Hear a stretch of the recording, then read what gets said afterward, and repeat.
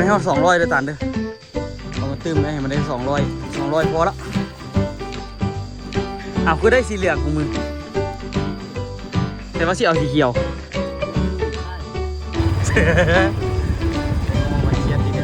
เครียดอีกละ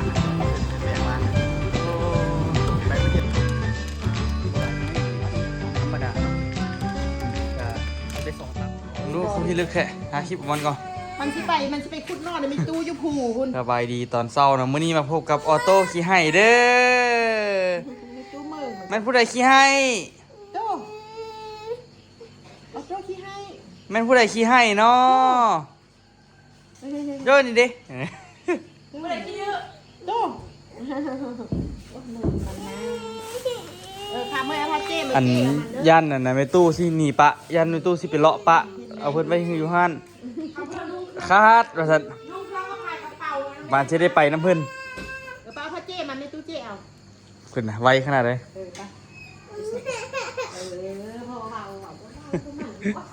มื้อนี้แล้วทุกคนเนาะครบรอบมื้อจกยางขายอีกแล้วเนาะมื้อนี้บ่ฮู้ว่าสิได้จักกิโลเนาะแต่ว่าก็สิไปจกแต่ว่ายังบ่ได้กินข้าวเทื่อแต่ว่าเลยสิต้องกินข้าวก่อนฮะลูกกาของลูกนั้นสิได้ยันลากกับสิได้นี่หามีดโรเวิร์กน่าจะหลายกว่าเด้แต่ว่ากับเว้าบ่ได้ดอกล่ะบ่มั่นใจแต่มันก็หลายอยู่นะฮู้แต่ว่าหลายอยู่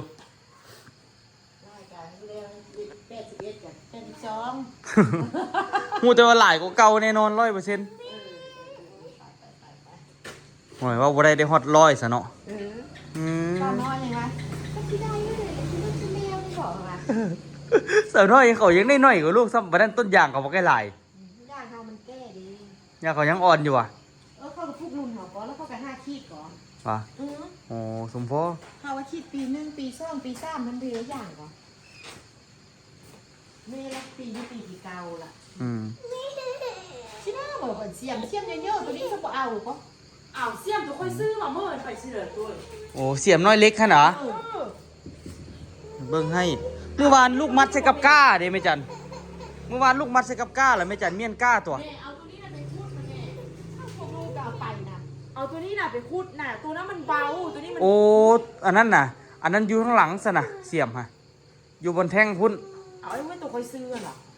ตัวเจ้าซื้อหั่นแหละแต่มันยาวมันไปรถเดินยากเดินสิไปหาหม้อเดินว่าจะซ่อมมือซ่อมตีนคุดแท้ว่าแนมมันจะค่อยมืดด้วยหลังสวนเฮ็ดใหม่เฮ็ดหยังไม่เดี๋ยวโคนงงโคนกับยามาดอกมันคะแนนมันออกอ่ะมั้ยไปคุดนอกจะไปได้สร้างว่าแม่ซ่อมอยู่ระบุนี่ว่ามาไว้เดี๋ยวมาเดี๋ยวลูกสิไปเอาให้ก็ได้เมื่อวานเอาไปปลูกยางดิแล้วซาดอ๋อให้อย่างเดียวกินมื้อนี้เด้อกินมื้อนี้เด้อแก้วก็มีป่ะเขาสิเฮ็ดแก้วก่อนทุกคนมื้อนี้เฮาเฮ็ดอันนี้กินเช้านี่แล้วก็สิออกไปละเราสิเอาน้ำซุปเป็นหยังน้ำซุปเอาไปเฮ็ดข้าวเปียกแซ่บเลยต้องไปซื้อเอาน้ำซีอีกเฮ็ดข้าวเปียกแซ่บสุดทุกแท้ทุกว่าโอ้กินนะ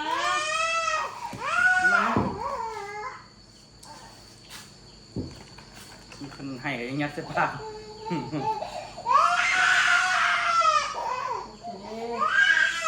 ทุกแท้ทุกว่าเข้าไปยัดไปในตู้อันนี้นะทุกคนเลย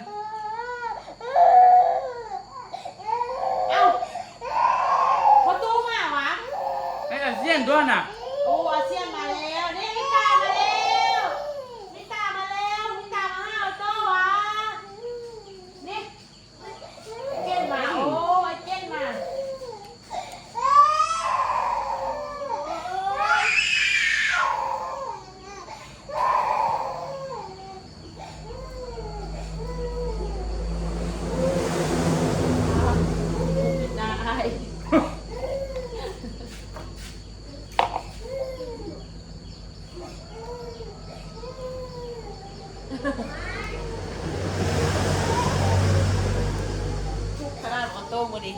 ทุกแค่ทุกว่า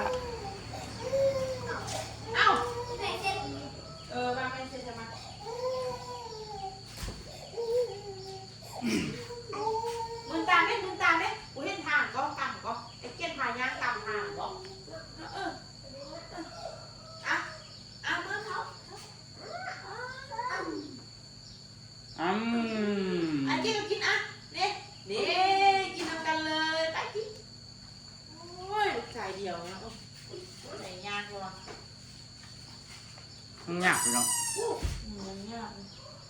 ต้มไปเรื่อย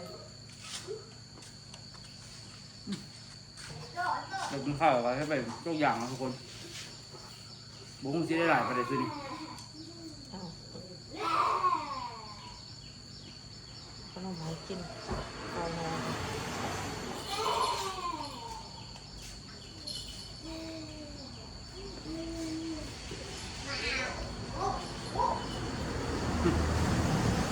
กินข้าวทุกคนกินข้าวเราไปลุยแล้ว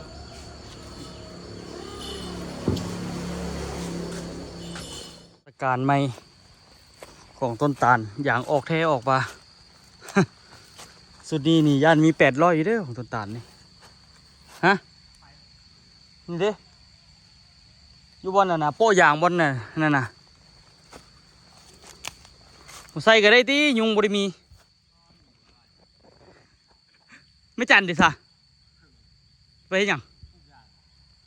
ปลูกยางโอ้ยเอาใจใส่ปลูกยางอยู่เนาะจักร้อย7มีวะ7นี่ โอ้โหย่านบุมวน ว้าสิบ่ฮอดอันนี้ก็ว่าสวดเบิดทุ่งดูเดี๋ยวลงมาจนว่าข่าวเพื่อ ภาวนา อย่างยังบ่เซาย่อยบ่นี่ ฮะ อย่างหมองต้นยังบ่เซาย่อยบ่นี่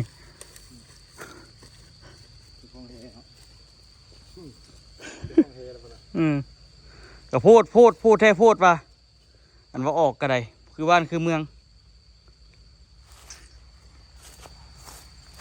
ไปละที่จริงของตัวอยู่ฝั่งนั้นกับบ่เซาย่อยคือกันโอ้คือเป็นวินหัวเว้ยตายคักมื้อนี้ตัวสิไปฝากของตัวอยู่ฝั่งนั้นพุ่นน่ะทุกคนอันนี้ฝากต้นตาลเนาะต้นตาลกรีดเมื่อวานนี้เมื่อวานเขากรีดเท่านี้แหละ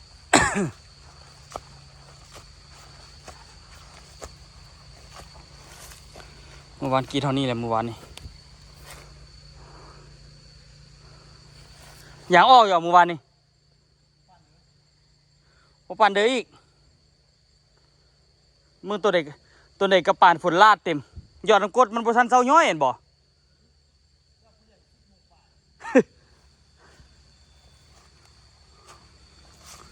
โอ้คือเป็นวินหัวเว้ยเป็นตาลายอะไรฮะใช่ที่เจ็บหัวตัวแห้งขนในตอนสุดนี้เนาะตัวแห้งขนเอาประกอบด้วยกันจักลอกว่ะมีเงินนิดนึงกับบ่ได้เนาะประกอบก็ได้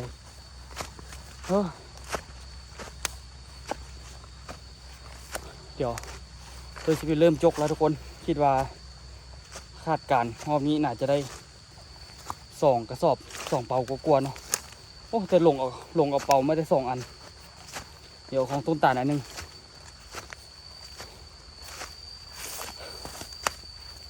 เดี๋ยวไปจกยางก่อนมาเบิ่งตอนถ่ายทุกคนเด้อพอตอนจกตัวชีวิตได้ถ่ายเลยเพราะมันเหม็นเนาะตัวเบิกจับโทรศัพท์มาถ่ายวินหัวเลย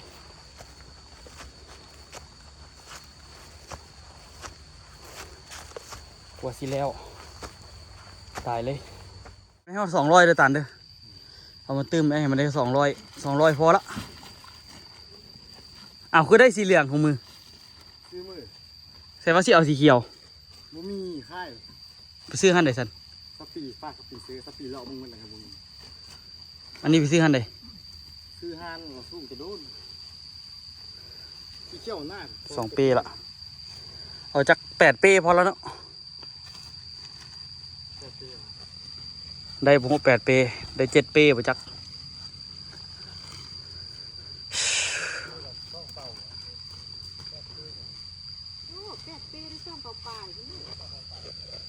ว่า7 ปีเด้อ้าว8 ปีก็ได้2 ปอปลาย7 ปีคือได้3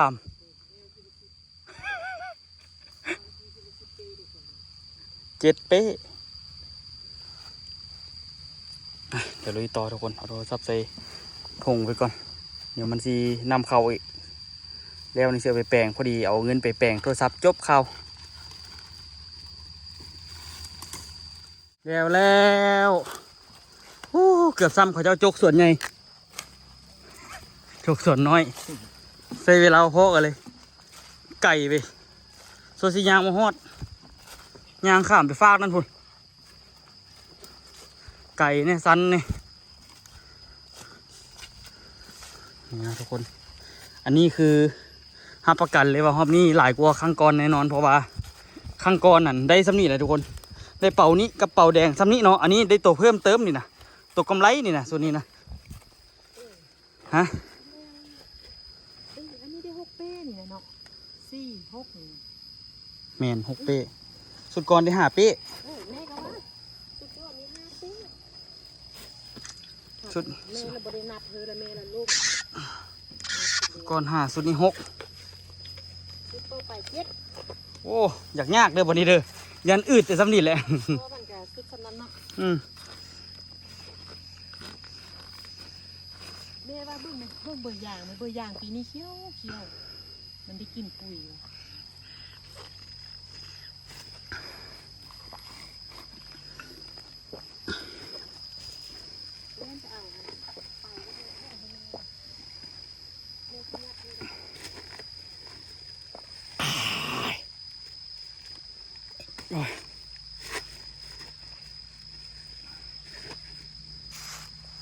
อ้ายมีแห้งพอต้นตาลนี่สิมาโปรโทรบอกเรามาซะวะตาลให้ไอ้โทรบอกพ่อตัวมาซะบ่ให้ไอ้โทรบอกพ่อตัวมาซะบ่พอมาแล้วได้สำนี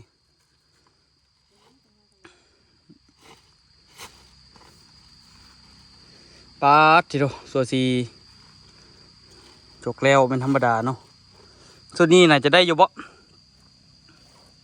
บ่ฮอด100คือเก่าหรอกเบิ่งนี่เนาะฮอดบ่80 ปลายอันนี้สิได้ซะบ่เซา เป้านี่ได้บ่60นี่ บ่ คันได้ ไม่จันขยัดแน่นท่าน แม่ว่าแม่ยัดแน่นอยู่ได้ส่วนนี้ ขยัดแน่นพิลึกแท้ บอกมึงเด้อ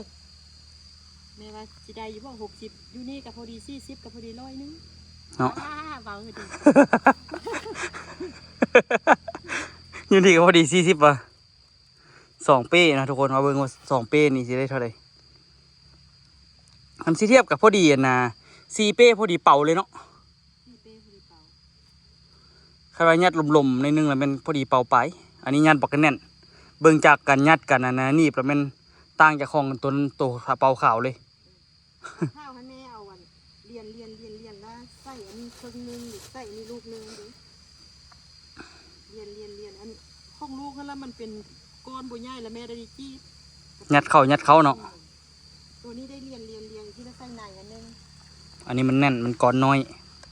พอดี7 ก้อนแล้วมันขึ้นมาเลยตรงนี้นะอ๋อมี6 ก้อน เอาจัดไปเดี๋ยวสิไปเอาเป่าให้แม่จัดก่อนฮ่าสวดสิแล้ว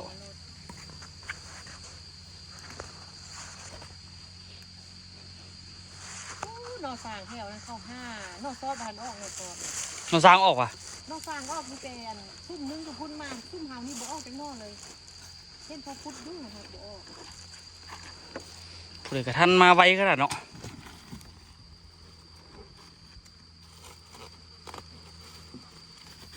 เดี๋ยวไปเอาเป่าให้ก่อนเดี๋ยวเป่าหนึ่งก็อยู่พอดอกอาจจะใส่อีก2 เป่าบ่ โอ้คนต่างเมือง13เป็นมันบ้าน 3พุ่นน่ะลึกเนาะไปเอาเป่าก่อนเอาเล็งมือเด้อย่างกับกิโลดำ24 มันกีบนึงอย่างราคา24,000นึงน่ะขยัน ขึ้นนี่ก็โล24สคูลส่วนกินแกงนอกกับบ่กินถ้าสิไปขีดอย่าง ก็คู่นะ เอาลูกไปเอานอไม่ไปว่ะเมื่อว่ะ น้อยใช่ เอานออยู่ห้องน่ะบ่ได้นอนางทำปอกตรง รู้ ลืมบอกเนาะเป่าดี11 11 เดี๋ยวสิรอมึงเด้อได้จักเป่านี่13มาตานมันเลยสิคิดไรมึงก่อน เวลาไล่ ป๊าดติโด ตอดปลาตอดคน ตานสิบ่ได้คิดอย่างต่อเลยวะนี่นะสิบ่ได้คิดอย่างต่อเลยวะ ไอ้ก็สิขีดบ่วะขีด2 พัก 1บ่วะเด้ ขีด1 พัก 1เหรอเนาะมื้อนี้วันหยังวันเสาร์เนาะเมื่อวานได้ขีดเด้เนาะพักกระซ่ามื้อฮื้อจังขีดได้500ปลายโลละ4,000ตันป๊าดโถของตัวนี้ไอ้ไรมึงละเมื่อกี้ไอ้ไรไป598โลมันต้องได้ประมาณ600ปลายหน้อยนึง อย่างนี้นะ อย่างตัวนะ ผมก็ไปเลยนึงอะไรจะจ้างเป่า700ก่อน แม่นซะบ่ เอาลองไล่เบิ้ง ไล่จักโลหั่น เดี๋ยวนี้ใน500ไป บ่น่าเป่าแล้วจักโลคิดไรเบิ่ง 54 ว่ะโอ้ไอ้ไรเป่า45โลเมื่อกี้โอ้เดี๋ยวคิดไรไหมก็อ๋อโถอย่างได้แต่3 มีดแต่ว่าจังหน่อยก็สิขีดต่อ ป้าคันที่คิดเมื่อวานนี้คันคิดมาส่วนให้ไม่ไล่ 700ปลายตัวก็บ่งัดบ่กัดแขวสู้เว้ย โอ้ยอดเปรี้ยวยอดเมื่อคืน10 โมงปลายละ แต่ว่าอันน่ะคันว่าอันน่ะเมื่อคืนนี้ฝนบ่ได้ตกเด้เนาะโอ้เสียดายเนาะคันโอ้มันบ่ฮู้ฟ้าฮู้ฝนนี่แหละเนาะ นี่นแหละ ป๊าดติโตช่วงนี้ผู้ใดก็คึกคืนแม่โตก็ส่วนกินแกงนอกก็บ่กินหั่นน่ะสิไปขีดยางเลย ดูไม่อย่างไล่วะอย่างน้อยดิ โอ้ยางได้500ปลายโลแล้วราคามันขึ้นบัดนี้เต็มแล้วตานเด้เต็มแท้เต็มบาละโอ้ยหม่องละ ค่อยที่คิดอย่าง ค่อยออกอย่างแงมนี้ป้าเถอะโซ่ได้7-8 มีตะกี้ ไอ้สิขีด1 พัก 1ก่อนบัดนี้บ่พัก 2ละบ่พัก 2 พัก 3ละ เอาจะสังเกตเนี่ยอย่างเอาพักหลายกับอย่างกันเขาคิดตลอดหนึ่งเอาไปเอามาอย่าง5 มีดนี่เห็นบอกบุ้งแม่อย่าง5 มีดตั้งเลย อย่างหามีดไร 5 มีดครบเลยนี่ครบ5 มีดเลย ของไอ้กับพอดีหามีดขอไอ้อย่างหามีดแต่ว่าเบื้องนี้น่าจะได้หลายกว่าสุดก่อนหลายกว่าได้สุดนี้นี่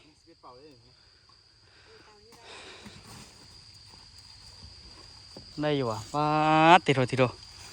ส่วนเดือนหนึ่งเมื่อเอซิไข่ให้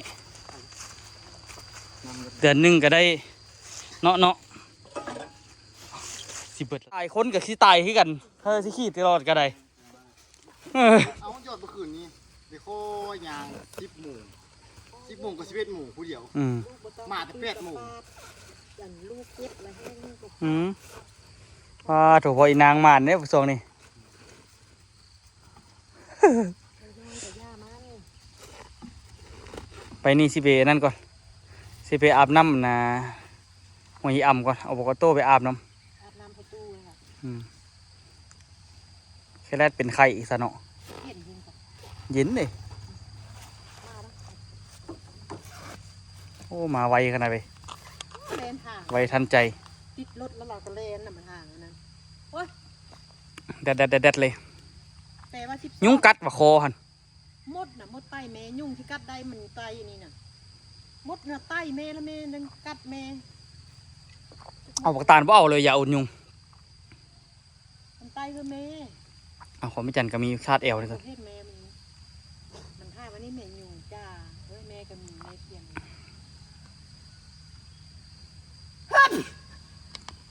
อยู่บนเก่านี่กับยางนี่ยางคือว่าเอาใครกูก็ยุงนะคำนำบ่มียาโอ้ไม่แห้งแล้วสุดนี่คือขึ้นผู้ใดก็ได้ซองนี่ แม่ซื้อห้วยเดือนละ4 ล้าน โอ้ตัวแห้งเหลือ เดือนละ4 ล้านแล้วแม่กับพัดอันพ่อนตู้กับพ่อนอันโซฟาใครกินไม่ได้ เหลือ ห้วยกับพันได้เอาเนาะ เอาไอ้ตอนเจ้าไปขี้ของไผเจ้าไปขี้ของไผเจ้าคือเอาอันนั้นบักตาลไปสัน โอ้ยอยู่ถังนี้ อันตัวพ่อมันกะ ฮะ กาบ อยู่ถัง พวกคันพ่อเข้าหันอันกามันแล้วติดตาปลูกหันพ่อมันจุ่มเห่าคุณก็แล้วเขาก็ได้คิดอย่างนะดีเลย ตัดยิ้มปุ่มต้น โอ้ยขาดสีบ่ได้เงินเนาะ มีแต่แม่ตัดสินใจเลย เสียดายเนาะคันสิว่านี่ก็ตอนนั้นแม่จันกับบุคันสิตัดทิ่มกับบ่ฮู้สิเฮ็ดหยังหั่นบ่ บ่วันนั้นมันพวกนั้นเขากาเบียอันเดอร์เฮ็ดเองนะ อืม แล้วแม่แล้วตัดสินใจว่าอันจะปลูกย่างแม่ขนาด อืม ซื้อดินนี่ได้ปีเดียวแม่ก็ปลูกปีนั้น โอ้อันนี้ซื้อเอาว่ะ ซื้อก็ตัวแม่หันที่เดียวแม่ก็ซื้อหมดก็ ซื้อเท่าไหร่อันนี้ โอ้แต่ไม่ตะกี้ลานจิต ไปเอาเงินสิหาเงินจังได๋ตะกี้ โอ้ห้าเท่าท่านก็ อืม แม่เท่าท่านก็ลานเจ็ดคุณได้ ล้านเจ็ดก็ พอดซ่องเทือ เติบหนึงเนาะดีแล้วที่กัดเขียวสู้ตอนนั้นจึงสบายตอนนี้คันบ่กัดเขียวสู้บ่เฮ็ดทานตอนนั้นก็คือ เดี๋ยวนี้คือสิ โอ้แม่ บ่ฮู้สิเอาเงินใส่มาใส่อันนี้ปั่นเงินบำนาญไม่จันเลยนะประเทศใดได้หลายกว่าข้าราชการถ้าเราอีก ลูกก็เบิ่งแม่อยู่คู่มือแม่ไม่ได้ใช้เงินผงเปื่อยก็คันแม่ อือหือ ใช้ผงเปื่อยนู้นก็พวงบ่เน้นหน้าปานนี้ อืม รักสิ้นดิฉันพอเห็นนางคำมันซื้อน่ะซื้อหลายแล้วบ่กินน่ะแม่เรียกให้แต่ให้เขาบ่แพงอีกแล้ว อืม ซื้อซ้ำกิน หนึ่ง ซ้ำ สองสามสี่ห้าหกเจ็ดแปดเก้าสิบ11ปลาโดคันเทียบว่านะคันเทียบว่าเอาของลูกไปน้ำนี่ไก่แล้วเด้1800แล้วเด้นี่ บ่ไล่ของต้นตาล เพราะว่า ไปปลูกส้มเพื่อลูก เออ ว่าส่วนยางเขาได้เลย แมนปกติมันต้องเบิดส่วนในของต้นตาลกรีดกับเบิดส่วนบัดนี้เอามาบวกใส่กันนี่มันได้หลายเด้บัดนี้ป้าได้ยินเสียงบอกไก่บ่ฮอดจักเทือนเนาะได้ยินแต่ออกจากเฮือนคุณบ่จัก เขาเจอซื้อส้มขนาดได้พอมันผิดเนาะ อืมเกิดมานำบ่จักมืออื่นลูกก็สิขีดก่อนขีดหนึ่งพักหนึ่งเอาบัดนี้ ก็สังเกตเบิ่งขีดหนึงพักหนึงแล้วมันออกเลยคืออันละบ่ออกดีเท่าลูกพักซ่องลูกกับพักซ่องแล้ว เบิ่งสถานการณ์เอา เป็ เลย นสถานการณ์เฮาเฮ็ดไปเฮาก็ฮู้เอ้ย แต่ว่าอันนี้เห็นว่าลูกบ่ได้ขีดหลายได้สุดนี้สุดก่อนขีดได้ขีดว่าสุดนี้บ่ได้ขีดหลายปานไหนมันออกดีกว่า ห่านสาวน้อยก็ว่าอย่างหลังออกดีโอ้สาวน้อยบ่ซื้อดอก พอละ บ่ซื้อปุ๋ยจ้าบ่ได้ซื้อปุ๋ย เว้นแล้ววะ เงินอะไรมา เดี๋ยวนี้12ข้าวเอ้ย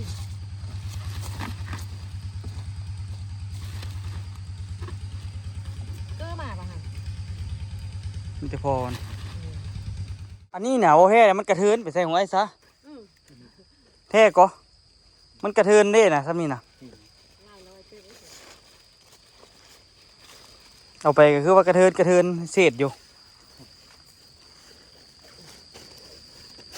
เบิดเปลือก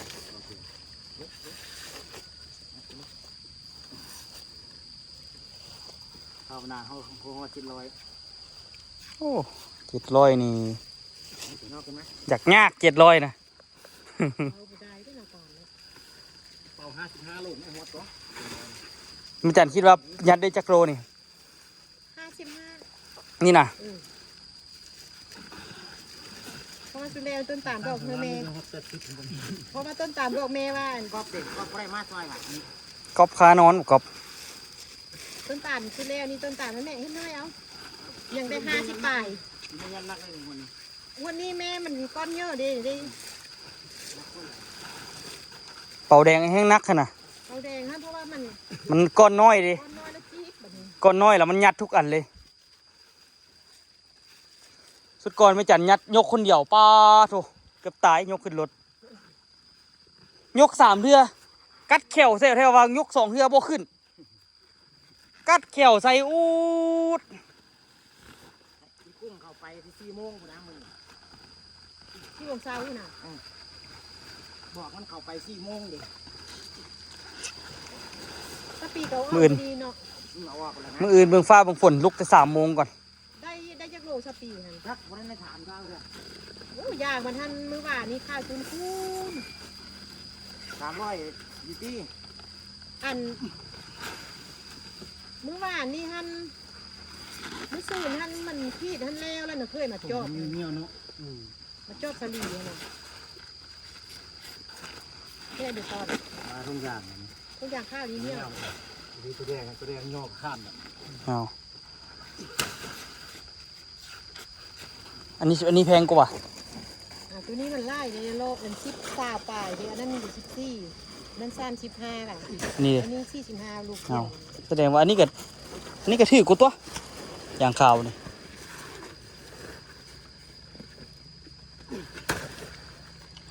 โถ เขาเอาไปตัวว่าแม่ตาลไปดีอยู่ก้นพุ่งค่ะเมียบุขี้นำแล้วมันจะได้จักร้อยโอ้ยเมียบุขี้แทงได้ไล่เนาะ แต่เธอบ่ได้ย้อนเมียซื้อ เมียพาเมื่อ เอานั่นคือก่อนไหมโอ้ใจฮอดขนาดไปโอ้ยังคักกันวะ มือตัวเองไม่ต้องใส่มันตัวนี้นะ แดงเลยยักมื่นน่ะ สุดก่อนก็จะยกบ่ขึ้นเลยมันก็ตั้งนักแน่เนาะ นอนไปที่ก็ได้ เอามันก็หดรถตบไผ่พลิกขึ้นไหม นอนไปตัวนั้นยักตัวนั้นเลย อย่าประมาทเด้อันน้อยนี่ก็ได้น้อยล่าเด้น้อยมีแข้วก็ ยักนอนทุ่งอย่างนี้ไปยัก ฮะ ยัก เนาะมื้อหน้าเอาโพทองข้าวเนาะเอาข้าวแล้วเอาใส่เสื้อมัดตัวแดงเอามันยันลงกัน แม่ที่นัดเธอดอก บ่ปัญหาหรอกตัวนี้ลงกับผงตาลผงตาลนั่นสิเสียหาย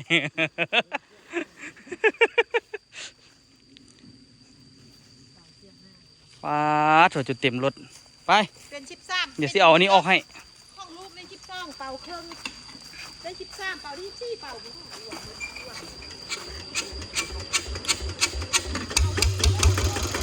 สองแนวมาแต่งเพิ่มบ่รถนี่สิดึงออกแล้วบอกเด้อสิดึงให้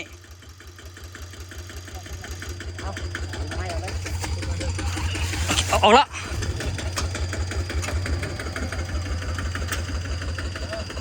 ไปขายไปเบิ่งน้ำกันทุกคน โอ้มันเชียดดีกันเลย เครียดอีกละ ขึ้นเป็นแดงล่างเลย โอ้ ไปผู้เดียวกับหมาตัวอย่างเลยช่วงทอดเลี้ยงอาบน้ำเลย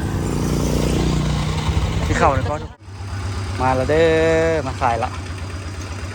เราสั่งตัวแดงก่อนสั่งตัวแดงก่อนตัวขาวจึงว่ากันเป็นสองบินรถ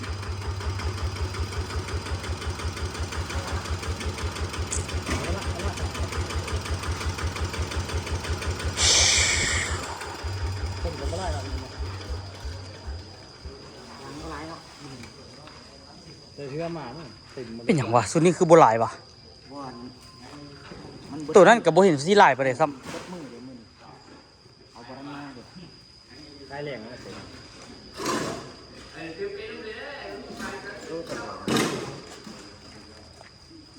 ำจากโลเขาได้หง ครับ เดี๋ยวทาสั่งก่อนเนาะมีก้อนน้อยก้อนใหญ่ดิว่าทกเกือบ90 80บาทแล้ว85 81 เวียดวะ81เนาะเบิ่งยังไง85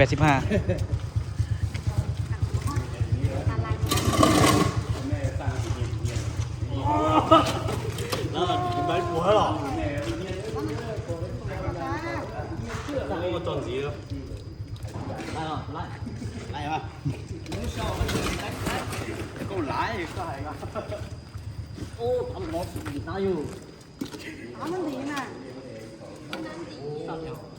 จอนว่า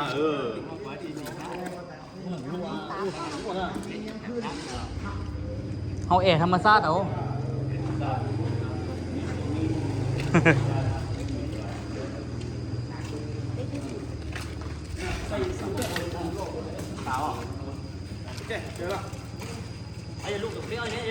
อันไหนพี่ลึกนอนนี่แบ่งยักเป่าได้เนาะ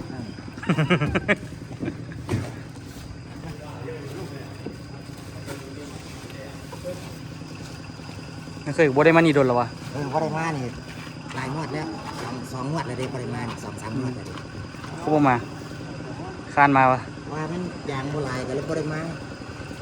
เดี๋ยวนี้ยางเต็มรถตัวก็เลยมาเสกราคาเป็น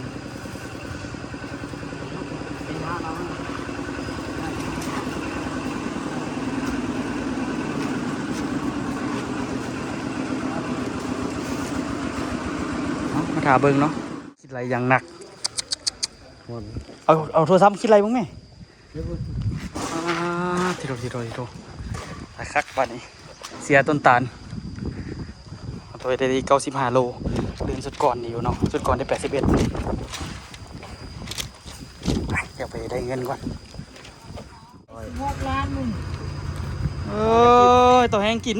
ขันชีดเมื่อคืนนี้ได้อันนั้นไม่ได้เลย ขันขีด 700ปลายนะ ไป700 ไปเมื่อคืนนี้ ขันชีดต้นส่วน แต่ละบ่ยอมขีดสันกัดเขียวมันกัดเขียวสู้มันก็ได้แล้วเมื่อวานนี้ 700ปลายเนาะ กัดเขียวมือกัดใครกัดเขียวเมื่อคืนนี้มื้อนี้ก็ได้พักพร้อม เสียตาเห็ดแล้วอีก7 โลนึงครับ อืม 7 โลนึงโอ้ยยี่ห้อเฉพาะ7 โลไว้ อืมใจดีแล้วมีนามื้อนี้ เครียดก็ลืมละบ่หลายปานใดมื้อนี้ธรรมดาเนาะก็ได้2 ตับเท่านั้นมือของเฮาของเขา มันต่างกันเหลือเกินตายเสียตาลแล้วปะนี่ไปเดี๋ยวมือแรงต้นตาลสิไปเลี้ยงน้ำเนาะไปละมาบวกอย่างนี้ละ บอกมันได้เท่าไหร่ล้านเท่าไหร่ กูทีดกินเงินนี่นะเอา เอามาจับก่อนอ๋อเฮ็ด YouTube ก็คือว่ายังภูมิใจอยู่เอาเจอได้ เดี๋ยวสุดนี้เอา100 ไปสุดนี้ ได้เงินขายยางก็ดีใจได้เอามา แม่ปั่นยางอันบิ้งที่ว่าอันให้พวกนี้เป็นบิ้งไม่บกคะเนอยู่พานั่นบ่เพื่อนขีดเอา กสินับปะนี่กะ2,280,000สินับอย่างกระดาษกระโด